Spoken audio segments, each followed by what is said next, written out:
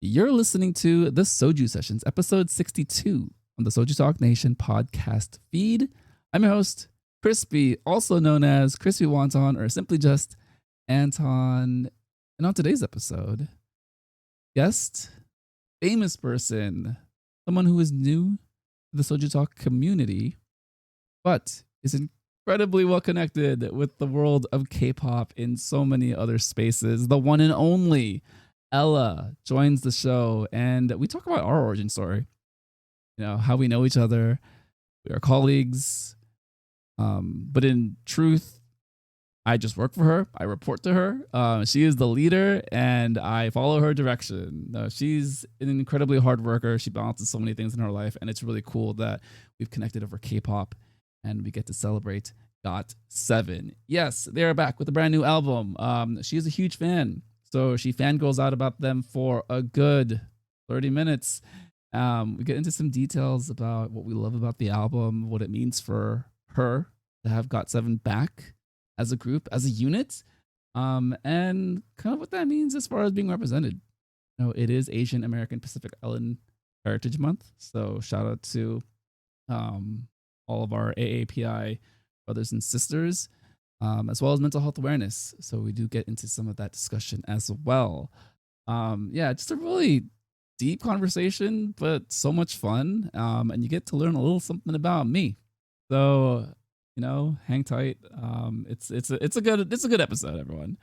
All right, coming up, my chat with Ella on GOT7 on the Soju Sessions.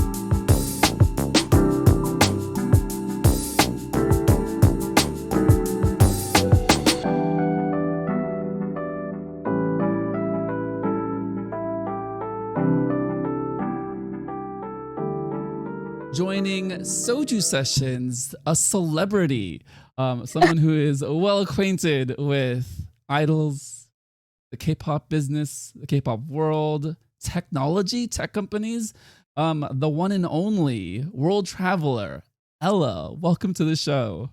Hello, thank you for having me here, Crispy. No, it is an honor. You know, in the circles that we met at, you are incredibly famous, incredibly in high demand, and I am just honored to be able to just get a fraction of your time, be able to talk to you about K-pop and all the fun things that, you know, brought us together as friends and as acquaintances and as coworkers, colleagues in this space that we're in. We're gonna get into those details in just a minute, but we're gonna talk about Ella and about who she is as a person and get to know her. So Ella, what is your K-pop origin story? What were the first songs that you heard, and what were your first memories of K-pop? Well, my first ever K-pop group that I listened to was Big Bang. You know, Big Bang was a huge thing back then. I was introduced to them by my brother, actually. He's a huge, or was a huge K-pop fan, and I would just question him, like, why are you listening to these Korean songs when you're not Korean? You don't understand Korean. You're Chinese. It's a whole, a whole different language. But, he just shrugged me off. I bullied him a little bit for it, I'm not gonna lie. But as soon as I heard the song Bad Boy by Big Bang, I kind of fell in love because not only was it filmed in New York where I was born and raised, um, the song is just amazing. I was obsessed over it after the second time I played it. And it gradually grew. I gradually moved on to other idols, other groups, other songs. And yeah, I mean, I'm here now. I'm working for basically a K-pop company. Yeah, tell me about how finding K-pop actually expanded and opened up connections to the rest of the world and other people. I know that you, prior to this, ran events all over New York City. People know you so well across every single boba shop. How did you find connections with other people, and what did that mean for you to form those connections in real life with K-pop? Yeah, so starting when listening to K-pop, I didn't really think I would be able to meet new people or go to many events like I am right now. I first started going to one or two concerts, met a few people from there, was added to a few group chats, and met mutuals that also enjoyed K-pop. I met some of my best friends through K-pop. I was invited to many events because of K-pop. For example, Mindset and Dive. I started off as a fan, and now I'm kind of working for them, if you will. um, my best friends, I always hang out with them and chill with K-pop and force them to go to concerts, even though they don't have time for them. Um, many events. I ran a few cup sleeve events here and there when I had the chance to. I traveled not the world, but I traveled to a few places for concerts specifically. So yeah, I didn't know it would open this big of a door and all these like friends, events, even my family, they got into K-pop because of me. My grandmother is obsessed with K-pop, specifically BTS. It's absolutely adorable, but definitely it's a run for my money. So with the variety of people that are fans of K-pop and the variety of personalities that you meet along the way, what are some guidelines, pieces of advice that you would give someone new to K-pop about making friends? Because it can be scary when you're out in the world and trying to connect with people over something that is a little niche, and then seeing a real person enjoying it the same. What would you tell someone who is hesitant to make friends in real life? Yeah, I mean, first, I think having a Twitter is a must when becoming a K-pop stan or, just a fan of K-pop overall. I think you'll meet a lot of new friends through Twitter, and eventually you'll be able to meet them IRL. And a lot of people go to concerts alone, so don't be afraid to just head out, step outside the box, go alone, have some fun. You'll honestly meet a lot of friends through concerts. I know myself, I've went to a few concerts alone and met the most amazing people there. So just don't be afraid, don't be nervous, don't be shy, just go for it. You'll meet amazing people, I promise you. What's your go-to phrase when meeting a brand new person at a concert? What groups do you stand? Who's your alt? that sentence alone will open up so many conversations. So wise, so wise. I am a hot mess at concerts, whether it's by myself or with friends. I am just loud and I want to dance. In some concerts, you can. Sometimes you're in a seat and you have to be mindful of the people around you. My go to is, "What's your favorite song?" Or, "I love this song," and then hopefully they respond in some kind of way. No, it's really cool that the world's kind of opening up again and we get to see concerts. You have been to so many concerts in the past like 3 months. I have yet to go to something. Well, that's a lie. I went to Head in the Clouds back in the fall, and they're having another Head in the Clouds very soon.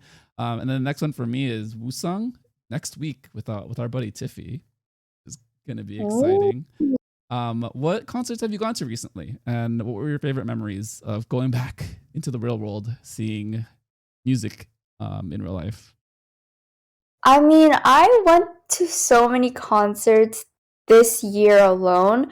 I unfortunately last year I was gonna go see BTS, but they had to cancel due to COVID. So this year I'm just going all out and going to every concert I see. The latest one I went to, although it's not K-pop, I went to Keshi like 2 days ago.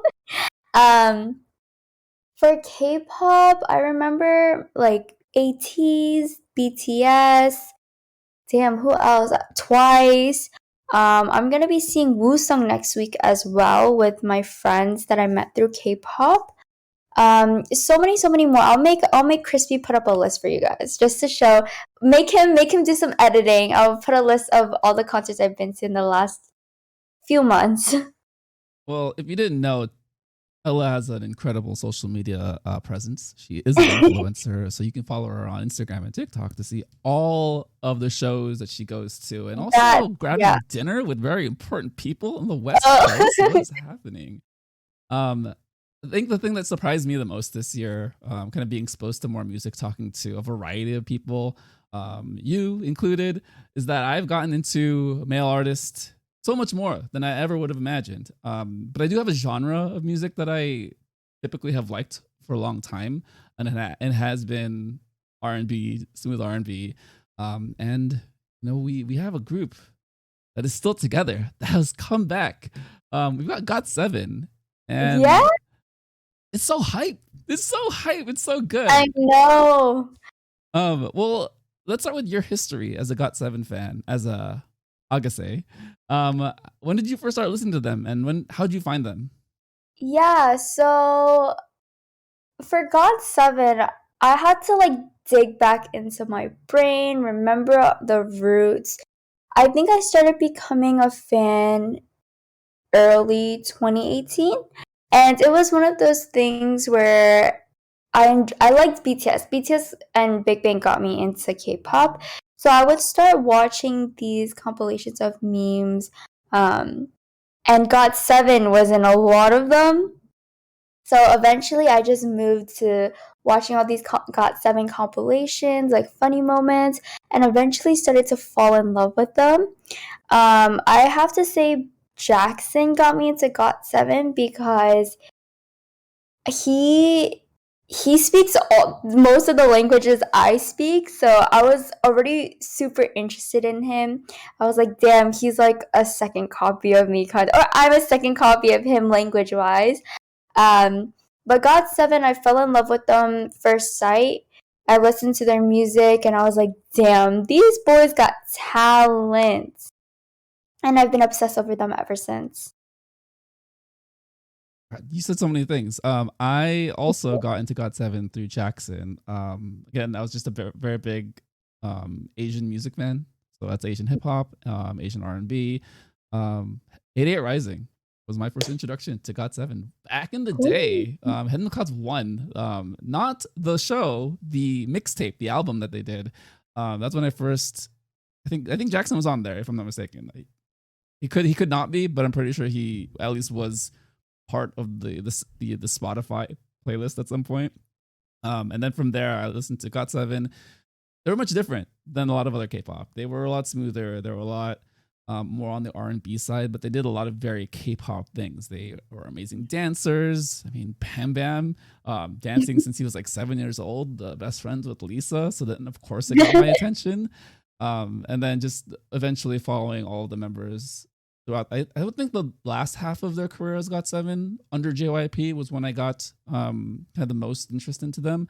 And then, of course, they ended their contract, but they still remained as GOT7, which is pretty cool, even though they're all doing different projects now.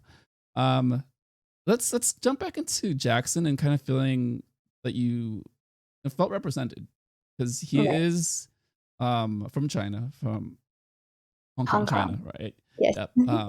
And he has talked on a number of different US shows about his journey. He was supposed to go to Stanford for fencing. He was supposed to go to the Olympics. What did that mean for you to see someone who represented you, being very similar in culture, and doing something super cool, something interesting, something accessible as K-pop? Yeah, so when I first saw Jackson, I was like, oh, that's cool, another dude from China becoming a K-pop idol. But when I realized he was from Hong Kong, which is where my family's also from, I was like, damn, not only is he representing Hong Kong, but he's talented.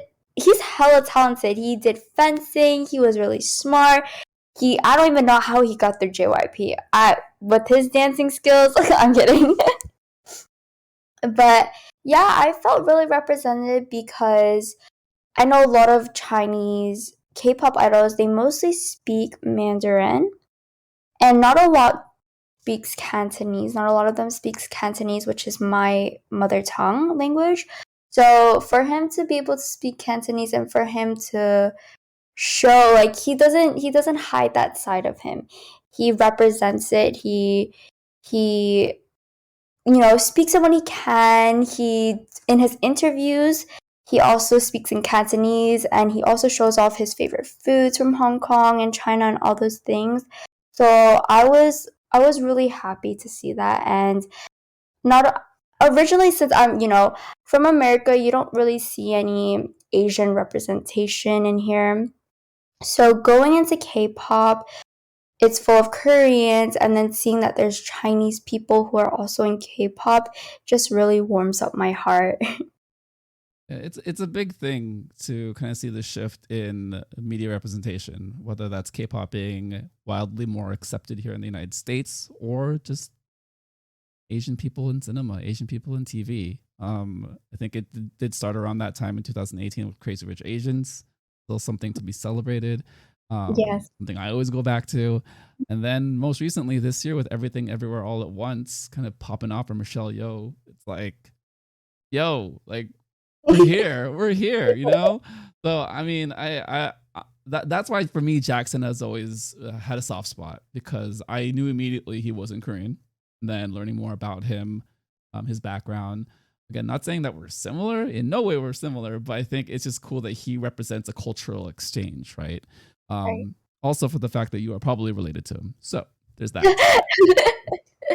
Shut up. Hey, you are the influencer, you are the famous person here. Would not be surprised if I found out tomorrow that you actually just have a direct line to him.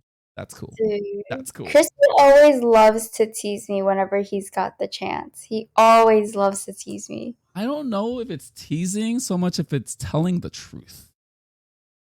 You know, when someone is when I'm in the presence of greatness, I like to make sure I'm complimentary, that they know that they're great. Maybe they already know that they're great, but it doesn't hurt to remind them, you know? He's gonna get a long talk after this. Bro. Yes, just for everyone's reference, Ella is my supervisor. That is a fact. We're gonna get into the album now. GOT7 came back on, was it Monday? Monday the 24th? I think it was the 24th, right? Monday the 24th. I don't know days. It's very difficult right now. The album is just called GOT7. Pretty cool. What were your overall thoughts and initial impressions about this album? And what does the title just being GOT7 mean to you? Dude, when they started promoting, giving the teasers, I was like, damn, they're back. After that long hiatus, they are finally back. I mean, I've been on Twitter, I've seen all of the legal things behind the scenes of trademarking and copyrighting their own title. So when I saw that they're officially a group that is not under JYP, I was like, finally, they're going to be able to release things that they want to release. They're not going to have somebody on top of them. They're going to do what they're going to do. The title GOT7 is just, wow. It just shows that, hey, we're back. We're not leaving. GOT7 is still GOT7. We're going to be better than ever. We're going to come back better than ever. You're going to see so many new things, so many more things from us. Could not have said it better myself. No, the title is pretty cool. That it's really just them in a lot of ways rebranding and saying, like, Right. hey, we are still the same dudes, but now we're on our own. Now Right. we have control of our creative direction, of our creative destiny, and it definitely shows. To me, this entire album has a lot of old and the new, very familiar, and yet a lot of things that I don't think they've tried before in the past. I think individually, I can point to Jackson's music, I can point to JB's music. A lot of the smooth R&B that they do solo is in this album, but never as a group, I would say. Their older stuff definitely leans a lot more into K-pop with a lot more characteristic K-pop sounds, whether that's like the flourishes or elements of music where you could kind of visualize the choreography. But with this, it's just like, it's very smooth. I don't know. I feel like there's a new direction of R&B this past year where I think a lot of male artists are taking control of R&B and doing something a little bit different within K-pop. Kind of tie this all back to Kai late last year and his style of R&B, and that trend has been very similar to other artists. Let's talk about the title track and the music video. So we got Nah Nah Nah.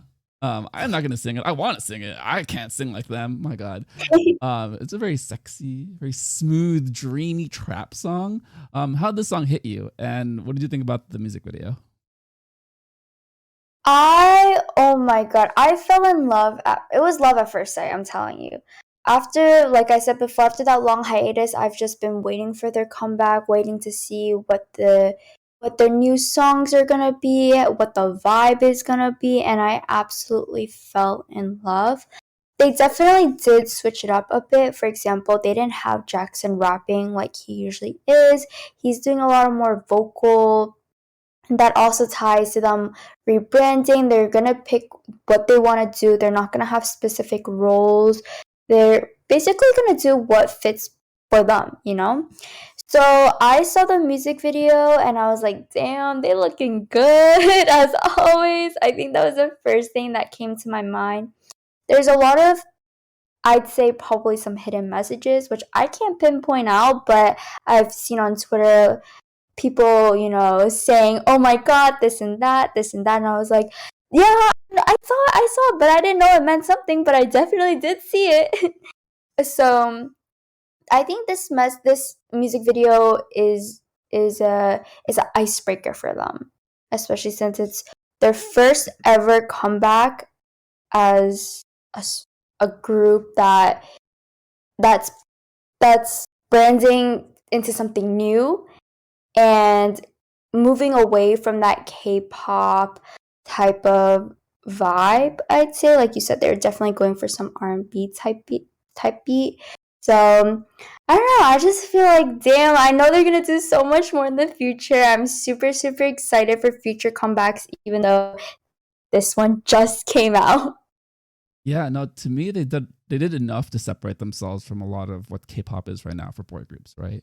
I think Bam Bam set the table really well with his release earlier this year. That was a precursor to a lot Yeah. of this sound. Bam Bam Fire. Shout out to Green Scarves. My God. And I want to talk about the Jackson parts because he stood out to me so much. Like you said, he didn't rap very much in this song, if at all. But you really get to hear his like raspiness and the way he sings, and it really just like pulls you in. And I like the way that it's contrasted with Youngjae and JB throughout the entire song. It's just a nice, you got a little bit of the edge with a little bit of lightness, you get a little bit of edge. All of this with a really visually pleasing music video. What did you think about the dreamy head in the clouds nature of the music video? Yes, direct reference to the show that's going to be happening in August with Jackson. But it's just this fluffy, cloudy mindscape of what they're trying to do with love and romance. How did that make you feel? And how did that make you fall in love even more with them? I'm not gonna lie, the first time I watched the music video was with my friend because I'm not gonna lie, I have a pretty busy schedule, so watching a music video doesn't really fit in my time, especially because I'm always out and about and don't have Wi-Fi. But bro, the first time we saw the music video, my friend was hitting me, she was screaming, she was fangirling. I was like, damn, chill, like I love them too. When I saw the music video and I saw the background, everything that they included, I fell in love all over again. It definitely felt like it's my first time ever listening and watching a GOT7 music video. I was like, this is definitely a new side. Definitely a new side for them as a group.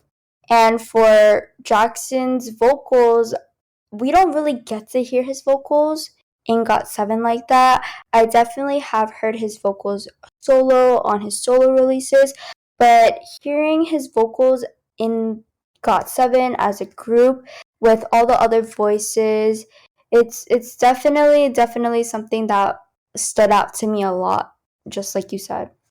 Yeah, yeah. I also love the fact that each member does seem to have a specific color kind of representing Right. them in very subtle ways, right? Because it does fit the palette of the very bright nature of the music video. But I do want to shout out some of the scenes with the color highlights. So we got JB with yellow, kind of yellow and brown with a little canary and the tree.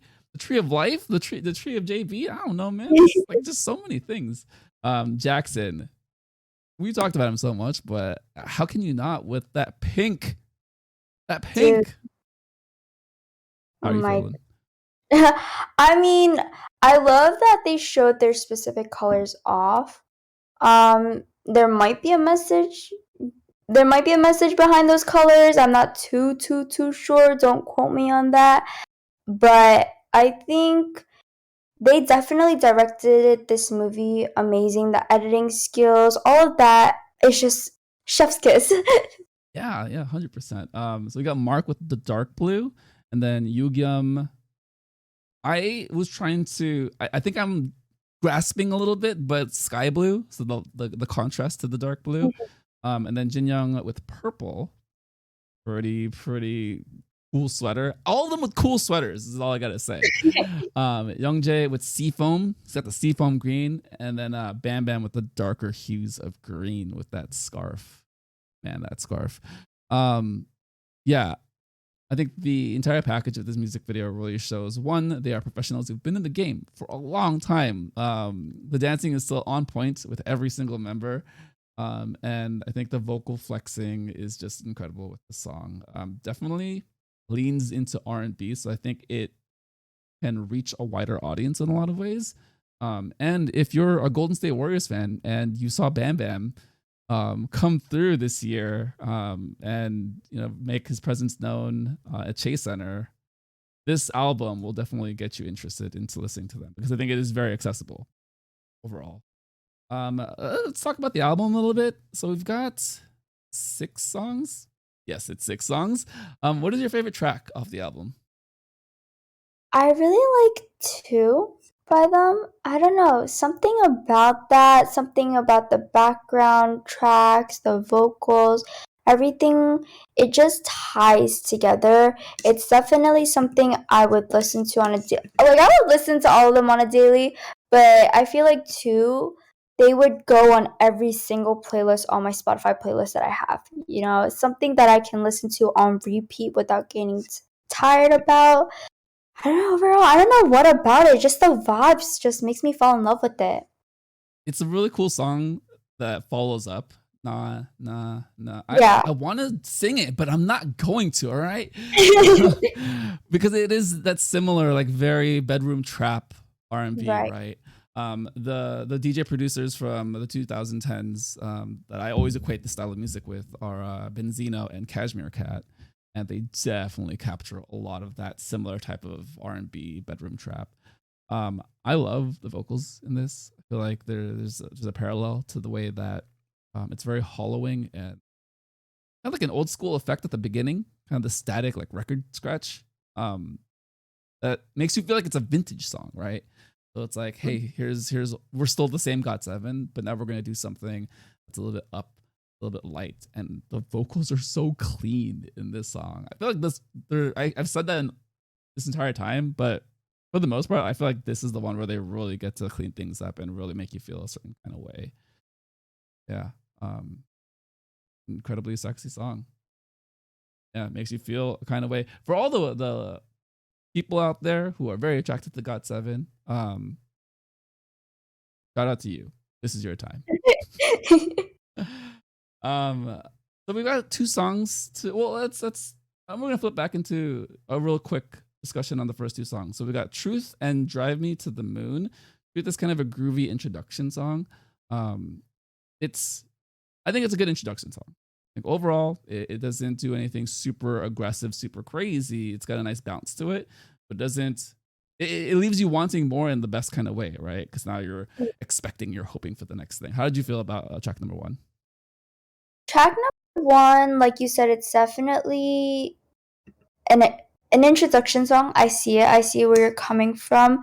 I think they're definitely going with different vibes throughout these different throughout these tracks. Truth, it's definitely one of those songs where I listened to, it resonated with me. I think there's always a message. At least for this album, they try to put out a message behind all these lyrics, hidden messages. But yeah, Truth, amazing song. Loved it, loved it, loved it. Same goes for every other track that they've created so far. I wouldn't say it's my favorite off the track, but it definitely did also stand out to me because it's the first song I heard from their album. I didn't even listen to Na Na Na Na Na first. I started off with the album and went down the list. Got the full album experience, Yeah, the full album progression. experience. I watched the music video at the very, very end after listening to the whole album. True fan right here. Just really just like soaking it all in. So we do have track number 2, which is a bright tropical house kind of song. Does this song make you want to go to a day club and just party? Definitely. I mean, bro, I go day club with any of their songs. And that's where you're at on the weekends if you're not working. Let's be real. I think Drive Me to the Moon, it definitely was a different vibe. Like, you can tell it's a different vibe off the bat. I did not expect something like that. I thought it would be more of like a slow R&B type of album. So I'm still not used to it. I'm still not used to the song. The vibes is just different. If you go through any other K-pop album, they kind of try to match each other and each other's energy from tracks to track to track. But for this one, it's kind of just thrown out there in a good way, thrown out there with different vibes. I loved it. Again, not my favorite song, but it's a good song. It's definitely the most experimental song on the album. Right. Right. I think it's the most different from what we know of GOT7. Right. In a lot of ways, I think the most wide audience accessible. So we're not even talking about K-pop fans or Western fans. I feel like this is just play this at every club around the world and it will work kind of thing. You don't even need to know who it's by. A DJ will just like use it for 30 seconds to a minute. It kind of just works. I think a lot of that has to do with the horns and the tropical island vacation feel that I get from it. And yeah, we're going into that season right now. It is 90 degrees in California right now, so I am definitely feeling summertime. Yep. All right, let's move on now to the last two songs that have a lot of messages, that have a lot of I guess callbacks to their past. So we'll start with track number 5 with Don't Care About Me. Man, they were getting some stuff off their chests with this song. To me, I got a lot of themes of perseverance and resilience, kind of leaving behind the past, but also remembering that the past helped create you as a person, create you as an individual, but also knowing that you need to continue to work in order to grow and change and be better. I don't know this for a fact. I don't follow the internet as much as you. So if you would like to confirm, this kind of feels like JYP, thank you, but now we're gone. Correct. I definitely do see that. The lyrics, for those two songs, I did some research on them because the message behind it's there. It's there. They meant it. They wanted you to see it. They wanted to show off. For Don't Care About Me, it's definitely one of those songs like, hey, this is, it's been the first ever sentence, don't leave me alone. Oh, no, it wasn't don't leave me alone. It's been a long road. Definitely showing off like it's been a difficult journey, becoming GOT7 as a whole, and now we're starting a whole new, better journey of being GOT7 on its own without a company behind them, without them being puppets, basically. They're going to do what they want to do. They're not going to let anything stop them. They're going to experiment, try out new things. Love that for them.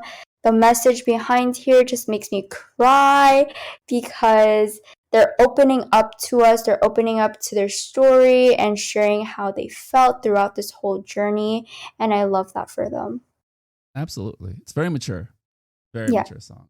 And then we'll move on to track number 6, the last song of the album, with Don't Leave Me Alone. Two titles that are very similar, but kind of do different things in a lot of ways. this is a very intimate song. There's a lot of romantic lyrics here. There's a lot of feelings of attachment. Wanting someone in your life, whether that's romantically or platonically. Everyone needs companionship. Everyone needs some form of love in their life. And I feel like they do a nice job of being vulnerable in this song, right? They talk about anxieties and naming them, kind of naming those insecurities in life, but then finding someone or a group of people or a fandom to have that type of back and forth connection, the symbiotic relationship of having a connection with another human being, right? What does that mean to you, kind of being a fan of theirs and understanding that, you are there for each other, even if you may not know each other in real life? And then how do you project that into the other parts of your life where you are there for your friends and family? Oh my god, is my mic okay? So for the title track number 5, they were talking more about their story, their journey. But for title track, I don't know why I keep on saying title track. Well, I don't know what's up with me today. For track number 6, they are talking about more. They're focusing more on their fans.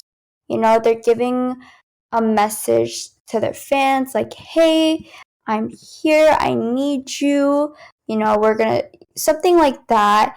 So reading these lyrics, because I translated it to English, I definitely did tear up a bit. I was like, "Don't worry, I'm here for you. All of us are here for you. We're never gonna leave you." And it goes to the same way with my family, my friends. I definitely am an extrovert in that way. I love my friends, I love my family, and I would never leave them. Um, I always open up to them. So for GOT7 to open up to their fans, it makes me also want to open up to my friends and family even more than I already am doing so. This this song just gives me a little nudge to that. What's a recent memory of you expressing unconditional love to a friend or a family member and feeling fulfilled just being in their life? So my friends recently, I went over to their place and we don't really do those emotional talks. But it was a tiring day. We just wanted something to talk about, so we opened up. We talked. Actually, the start of the conversation was GOT7. I'm not gonna lie. The start of the conversation was GOT7, which is crazy. And we just opened up about how we became friends, how we're always there for each other, and our relationship. I'm not gonna go too into detail, but definitely was GOT7 does many things. GOT7 does many things. It makes you open up to your friends, your family. And if you haven't already, just go out there, give your friends, give your family a big hug and say I love you and just express your emotions. Although it may be a little embarrassing at first, they're definitely gonna love it. They're gonna enjoy it, and it's just gonna make your bond closer. Yeah. Oh, that's incredibly beautiful. Thanks for sharing that. Yeah, for me recently, just reconnecting with a lot of old friends. I'm old. I'm 90 years old. So some of my friends have children. I went over to their house a couple days before they were moving. It didn't look like they were moving. Their house was still pretty much put together, but they found a way to pack it all up and move. And their son is 4 years old. He is just a very smart, intelligent kid. He soaks in everything. And I have gotten him books over the years. I am the sole representative of exposing him to Star Wars and nerdy things and really the deeper meanings behind a lot of those things. Because there's a lot of joy in those types of stories, right? And I think for me, that's the kind of unconditional love that very fulfilling. It's finding the deeper lessons of being kind to someone else, being centered, taking a moment to breathe, all things that Yoda, taught Luke in the swamps of Dagobah. And again, it's really just tapping into that through the different messages that you expose yourself throughout your day. So in our case, it's GOT7 and kind of the self-awareness to apply that into our own lives.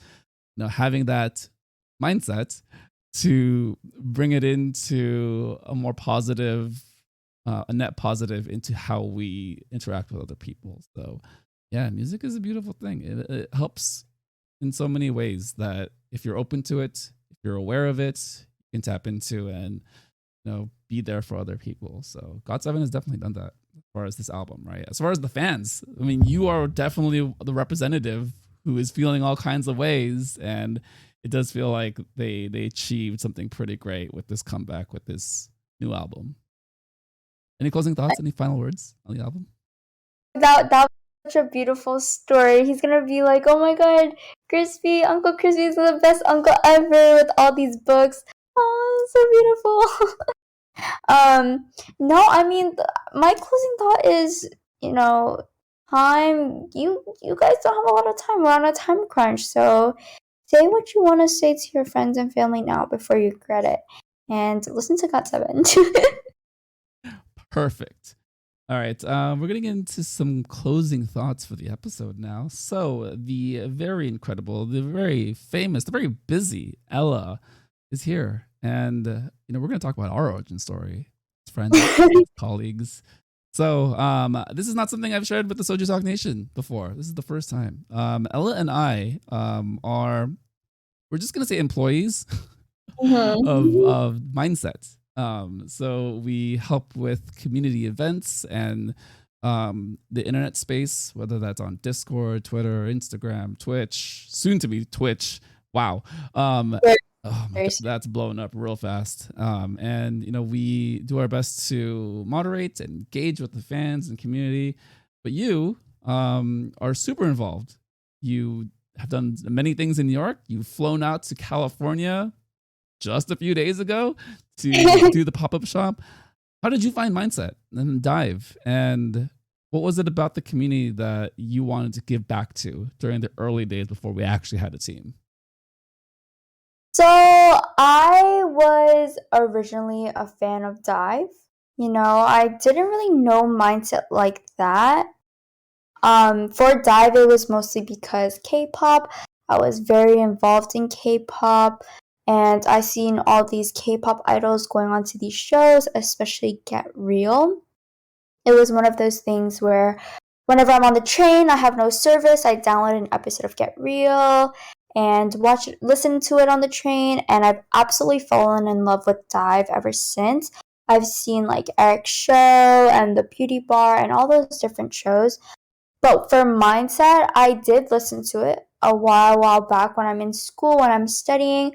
I would share an account with my friend because it was quite pricey back then. Now it's $11.99, so get your subscriptions cheaper than boba. It's $11.99 for an annual subscription. It definitely opens up many doors. Dive Mindset alone opens up many doors for me, but seeing all these new artists come in and seeing all these shows being released, I feel involved. So in some type of way, I kind of feel involved as well. But yeah, what about you? Yeah, for me, very similar. The Dive content. I'd like to say it was from all of the amazing hosts and the variety of voices, but no, it was very specifically of one Ashley Choi. Yeah, there we go. I have just been a big fan of hers for a long time. I've talked about her on this show many times, twice, and I don't know. I think there's just something really fulfilling, important, heartwarming, connection, some word of seeing Asian American people who have lived a very different life in Korea, who have done that, and then still have been able to connect and communicate in a way that makes sense for me. So with Ashley, I never felt that she was just a K-pop star or an idol, that I felt so separated from like her world. She talked about her life growing up in New York. She talked about life in ESL class. Her teacher thinking she couldn't speak English, so she would just be quiet and then not being called on to read in front of the class, or popcorn read. Very relatable, very similar from a kid who had trouble reading growing up. It's just one of those where I just look down and hope that I don't get popcorned. So yeah, it was just one of those where, because the stories were so relatable, and then the fact that it was connected to music, and music is just a big part of my life, whether it's K-pop, whether that's Western music, whether it's just music throughout my entire life. It was just very easy to connect with, and to hear stories of people who, on one hand, we idolize them. I mean, it's in the name of what they are, they're idols. on the other hand, if you just peel back the curtain, they are just normal people. And if there was a way for me to contribute to kind of give back and be connected on a deeper level, I was going to at least try. So I sent in the application thinking nothing was going to happen. I actually got the notification like 2 days later. And I was just like, wow, I guess I'm in it now. And I've taken a lot of my personal experiences, things I've done professionally, things I've done, in school, and tried to apply them to the best of my ability as far as, mental health awareness, naming emotions, allowing people to be open to talk about emotions, but also, pointing out when things are wrong, but not in a dismissive way, right? Because you can disagree, you can have your opinions about the world, but you don't have to be disagreeable. There's ways to communicate, to bring people in, to make people feel heard and seen, right? I feel like Dive and Mindset now have done a great job about doing that, and it's just growing, and it's really cool to be part of the process. Yeah, let's talk about Mindset. So Mindset is an app, everyone. Like Ella said, it is $12.11.99 for a year subscription. So you pay it all up front. But again, it is cheaper than boba depending on what state you live in. In New York, Yeah. I'm sure it is. Yeah. Ella, can you give a brief summary of Mindset?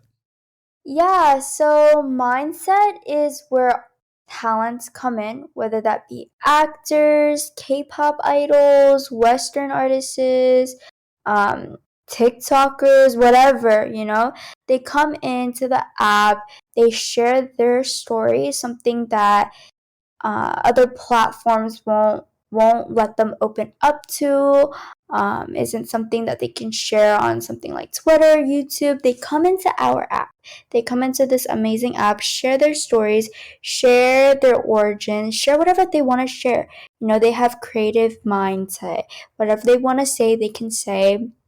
Whatever they want to talk about, they can talk about. And we also do these things called boosters. They are a pick-me-upper. I know Crispy will be listening to Ashley's booster on repeat. Hey. They do story times, ASMR, meditations. You name it, we have it. Yeah, it's a great platform. It's a great service, right? It provides a variety of different voices, stories, personal histories, and presents it in a number of ways that are very familiar across the internet, right? The boosters are a great little pick me up, a small 5-minute audio listen of just whatever your favorite famous person is up to or something that's bothering them, and they're just being honest about it. It's like they're journaling and recording it for you. It's very relatable in a lot of ways, right? They will talk about personal experiences, they'll talk about their careers, but oftentimes you really get a peek into seeing that everyone has a mom, a dad, perhaps a brother or a sister, they have a family, and they went through something in life, whether that's something challenging or something to be celebrated. They wanted to share it with us, and we have it all here on the platform. So incredible. Big shout out to JB for his Mindset collection. We're on GOT7, so we got to talk about it. I think this is the first collection. No, it's not the first collection, but it's one of the newer collections that feels like a documentary series, right? Can you go into more detail about what to expect for those who don't know about what JB talks about? Yeah, so for JB, he talks about a lot of things. GOT7, they don't really have a platform to share. They're not allowed to share their stories. But after leaving their original company, they are now more open. One of them being JB. I don't even know what I was gonna say. JB, he talked about his own life, his life as a solo artist. He talked about GOT7. He talked about being a leader. The GOT7 episode's actually free to watch. The team came to the conclusion and made it free for everyone because everyone needs to hear this story. If you're an Agase, if you are not an Agase, it's definitely a story that will go down history. especially being one of the bigger artists that many idols and rookie artists look up to, as well as fans. So he just shares a lot of things. He shares his story with his parents, with his grandparents, how he copes with a lot of mental things. He also has boosters. He shares everything, and like I said before, he wanted to share those things. So he advocated for these titles, for these topics. So you can tell where he's coming from. You can tell how he goes into depth. You can tell he really loves sharing these stories. Mindset gave him some type of platform to share those stories, which I really love. Yeah, no, that's incredible. Because oftentimes, you would think just throw it up on YouTube and hope people see it, and people will find it on YouTube. But I think if there's a very focused place where you have a very specific type of people looking for something, we're all looking for something, right? We're all searching for something, but sometimes we need reinforcements. We need structures, or it's not just like the open comment section of YouTube. Oh no, what's gonna happen here? Where it's like, no, this is mindset. Come here, Yep, listen to a story, watch a video, watch a docu right. series, and then connect with it. It Yeah, Yeah, it has visuals on it as well, so you can see him actually talk. So you're not looking at a blank screen. It has subtitles for all my international fans out there, and our amazing team added soundscape. So it's definitely worth watching it. It's not that long. I believe it's 8 episodes from the top of my head. 8 episodes that go 10 minutes long. perfect. Um, so it is AAPI Heritage Yes. Month. We talked about our connection to our culture and how music and entertainment have been an analog for us. But it is also Mental Health Awareness Month. So my question for you is, what are some personal ways that you've been able to pick yourself up, to kind of keep yourself kind of balanced mental health wise, or some challenges that you are open to share? So dealer's choice, up to you. However you want to go about it. This is Ella time, Ella share time. So go for it. For Mental Health Awareness Month, I think one thing that just makes me happiest the most is seeing all of our all of the fans that love Mindset all and Dive, giving them what they want, whether that be events, whether that be story times, whatever they want, and seeing them happy makes me happy, which is kind of what makes me do enjoy what I do.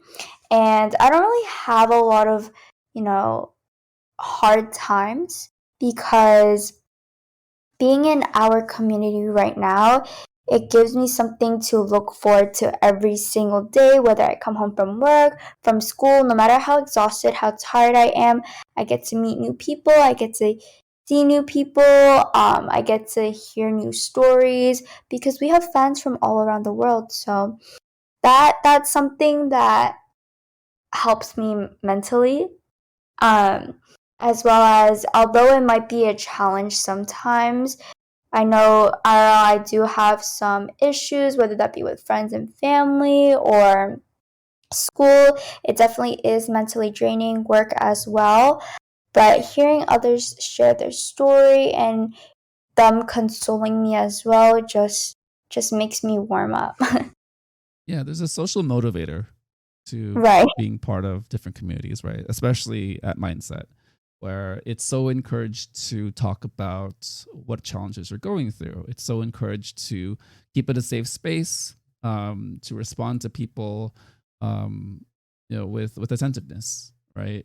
To kind of make sure that the spotlight and attention is on them as they speak, but also understanding that you have a lot to offer, just by being present. So I think the community and yourself have that great balance of just being there for each other. And we all see it, everyone who's there. So yeah, I think everyone looks for you all the time. So that is a thing. Um, Oh, Yeah. For me, again, the internet has been just an incredible place over the past 2 years because of the pandemic. Yes, we're all been locked up, but now we're outside and it's great. But you know, to me, mental health is just mental health, and your myself personally is, think of it like a car, right? Sometimes your car is just going well, but you bring it in for the mileage checkups because you have to, right? It's not necessarily that the car is broken. It's just, hey, we're at 150,000 miles. Just bring it in just to see if there's anything wrong or if you just need an oil change. And I personally go to therapy, so I have that scheduled. I'm very open about it. I'm totally fine talking about it, but I also think it's very important to normalize that idea, right? I still think it's very difficult for a lot of people to talk about therapy because they think it's about something being wrong with you. There's nothing wrong with you. There's nothing wrong with anyone, right? It's a matter of being a work in progress. You would go to a doctor once a year to make sure that your cholesterol is fine. So why not go to therapy once a month, once every other week, just to make sure that everything up here in your head, in your mind is fine, right? So I think for me, it's been super helpful. And I don't know, I'm just super comfortable talking about it. So again, I don't like to force it on people. If people are uncomfortable or they're unsure, it's fine. But I'm always the person to encourage people that it's okay to talk about it, or at least okay to seek out services, help. And again, everyone's situation is different. Maybe your insurance situation is different. Maybe you're in a country that doesn't have the type of mental health services here in the United States. But there are always people around you that at least will try to listen to you. And if you find the right community, you find the right space, people will be there for you. It's kind of what we have here, whether it's at Mindset or at Soju Talk, where I originated from, but I still hold Soju Talk a very special place in my heart as far as introducing me to a lot of what the internet can offer as far as K-pop. So shout out to them. And shout out to you, Ella, for coming on and being an influencer and famous person for the Soju Talk community. Thank you for having me, Crispy. No, this is great. I didn't get to see you in real life this past weekend, but soon. Yeah. Soon, one day. Yeah, because we have we're not going to spoil anything like our boss always does, but we have events that we may need to work. Right. That is all we will say. Any final words of wisdom for everyone? Be you. Enjoy yourself. Enjoy your time. Have fun. The summer's coming up, at least for me, for us. The summer's coming up, so just go out, enjoy your day. Get Mindset, get the app. New shows coming out at Dive. Also listen to GOT7. Come on, I know they're gonna be having comebacks soon. Oh, they're gonna sooner or later they're gonna be having comebacks. So if you're not a fan of GOT7, this is your time. This is your chance. This is your chance to get into something so much more. I know you're going to love it. I promise you. They're funny. Not only are they comedians, they're amazing singers, amazing dancers, actors. They have their solo events or solo schedules as well. I know our Jin Young is an actor. Jackson is doing his own thing. And yeah, that's all I got to say. Oh, that was perfect. That was a lot. And if you're a GOT7 fan or if you're curious, there's a lot to look out for. Well, make sure you say thanks to Jackson for allowing him to be on the show today. You have that connection with him. That would be great if you just let him know that I exist, because it'd be nice to be on a show with him, maybe. And for me, Ashley has a cool collection. A great way to start the morning. It's free. So if you don't want to pay the $11.99, just get the app, and there are some free episodes as well. All right, Ella, this was incredible. Thank you so much. Of course. Also, if you don't want to pay the $11.99, we have a scholarship program that you can join to. Just join our Discord. Crispy, what's our Discord? It's Mindset. It's Mindset. Mindset by Dive. At Discord. Yep, Discord. Our Discord is doing this scholarship giveaway, so apply. You'll 100% get it. I promise you. You'll 100% get a Mindset subscription. So if you're a GOT7 fan and you want to listen to JB, hit me up. You know where to find me. I'm in the Dive Discord. I'm in the Soju Talk K-pop podcast Discord. I'm everywhere. DM me. I will gift you a subscription. As a thank you for also joining in and listening in on this podcast, on this episode. Ella is just, guys, if just a reminder, Ella is my supervisor. I just work here. I work for her. No, Ella's amazing. Great plug. Yes, if 1199 is a bit of a challenge for you, we have an offer. We have an ability for you to get the content that is very, very fulfilling. Hopefully we'll help you out. So yeah. DM Ella. She's busy, but DM her. Her DM her is popping off. Promise. Yeah. No, Ella's great. She essentially is the PR director there. So yeah, shout out to Ella. All right. Thank you everyone for listening to the Soju Sessions on the Soju Talk Nation podcast feed. Subscribe on YouTube, follow on Spotify, Apple Podcast, or wherever you listen to podcasts, and continue the conversation on the Soju Talk K-pop podcast Discord. For Ella, I'm Crispy, and this has been the Soju Sessions. Bye, everyone. Thank you for joining in.